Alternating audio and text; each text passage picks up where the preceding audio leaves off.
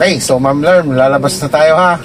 Okay, so relax lang at focus lang, concentrate, presence of mind.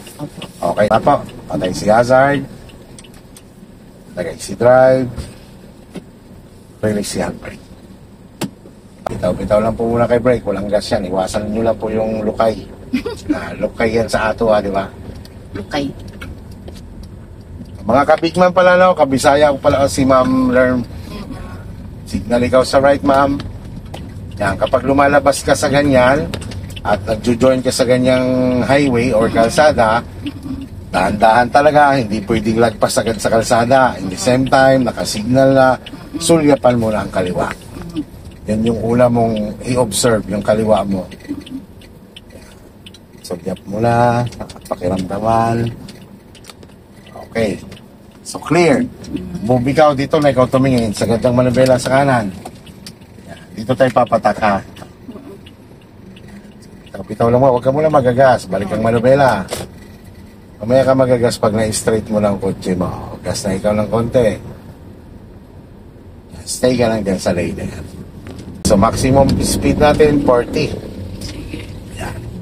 Stay on your lane lang. Mahalaga dyan eh, hindi ka lalabas sa linya mo. At maging aware sa speed ha. Kailangan susulyapan mo yung dashboard mo. Kasi baka hindi mo nararamdaman at sumusobra ka pala sa 40. Katulad niya lang, tingin mo na sobra ka sa 40. Pagka ganyan, bitawan si gas. Relax lang ang kamay, relax lang, thumbs up mo. Yan. Gas ng konti, stay on your lane lang ikaw, signal ka sa right.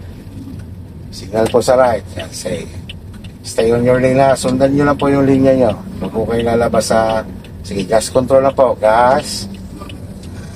Gas lang ng konti. Sundan mo lang yung kalsa, yung lane mo. Bitaw sa gas. Okay, so mapuputol po tong linyang ito. Lilipat po tayo ng inner lane. Ano? Stay on your lane lang muna ha. Huwag po muna kayo lumipat. Signal po muna. Kaliwa? Kaliwa po. Sulyap po sa kaliwa. Wala. 11 o'clock lang. 11 lang po. Gas up po kayo. Pagka ganyan ma'am, naglilipat kayo clear na. Tulad ng sabi ko po kanina sa inyo, iwanan nyo na. Huwag nyo pong tititigan yung side mirror nyo. Patay nyo po signal light. Gas up lang ha. Yan. Huwag nyo na po siyang bitawan. Huwag nyo bibitawan ng gas. Huwag nyo po rin siyang diinalan. Standby nyo na po ang inyong paa dyan sa accelerator. Lang na malayo sa kalsada. Pag na-feel nyo na lang gigigil kayo, bitaw kayo ng konti para hindi magtuloy-tuloy ang gigil nyo sa awan. Baga lumuwag lang kayo ng maawa. Okay, bumagal siya, takpi ng konting gas. Takpi pa ng konti. Tama na, huwag mo na siyang diinan, huwag mo rin siyang bitawan. Pag binitawan mo yan, babagal yan eh. Pag diinan mo naman, bibilis naman siya. Kaya stay na siya. Pag naramdaman mo na nabilis ka, bitawan mo siya. Yan.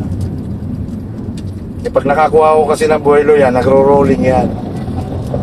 Tapos pag may nag-overtake sa'yo, slow down ka lang, huwag kang alis sa linya mo. So bumagal siya, dampi ka ng konting gas. Tingnan mo po yung linya nyo, lalabas mo kayo sa linya nyo.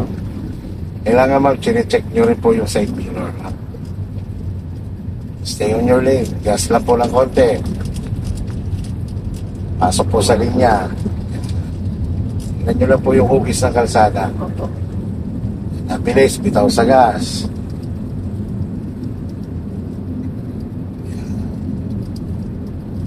So, diretsyo naman po natin dyan. Padiretsyo lang. Huwag kayo lalabas ng linya nyo.